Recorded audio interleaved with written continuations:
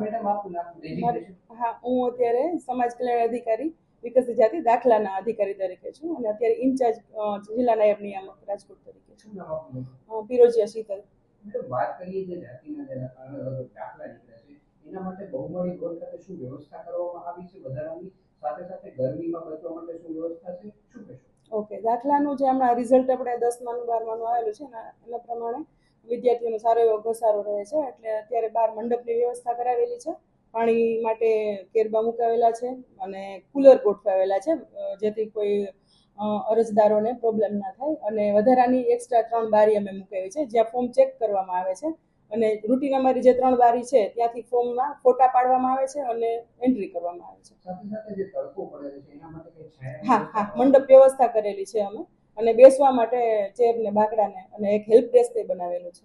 સાથે સાથે વાત કરીએ ત્યારે કેટલો સ્ટાફ કામ કરે છે અને રોજના કેટલા અંદાજે આવતા હોય છે? અત્યારે અમારો લગભગ મોટા ભાગનો 10 થી 11 જણા નીચે છે, ઓપરેટરો સહિત બધા નીચે છે, અને દરરોજ અત્યારે ઘસારાને પહોંચી વળવા માટે તમામ સ્ટાફ નીચે 9:30 આવી જાય છે. કેટલા સમય સુધી આ કામગીરી ચાલુ રહેશે? જ્યાં સુધી એડમિશનનો પ્રશ્ન હલ નહીં થાય ત્યાં સુધી અમારી કામગીરી ચાલુ રહેશે. આપની કચેરીમાંથી કયા પ્રકારના દાખલા? અમારે સામાજિક શૈક્ષણિક પછાત વર્ગનો જે એસીબીસીનો દાખલો છે, નોન ક્રિમિલિયર જે ઉન્નત વર્ગમાં નથી આવતા એ બાબતનો દાખલો, પછી વિચરતી વિમુક્તનો દાખલો અને બિન અનામતનો દાખલો, અને આ સિવાય ધાર્મિક લઘુમતીનો દાખલો એટલું પ્રોવાઈડ કરીએ છીએ. હા, આ કચેરી સિવાય જે આપણે મામલતદાર ઓફિસ છે ઈસ્ટ વેસ્ટ સાઉથ ત્યાં પણ નોન ક્રિમિલિયરની કામગીરી ચાલુ જ છે, ત્યાં પણ જઈ શકે છે, અને કલેક્ટર કચેરીના જનસેવા કેન્દ્રમાં પણ આ કામગીરી ચાલુ છે.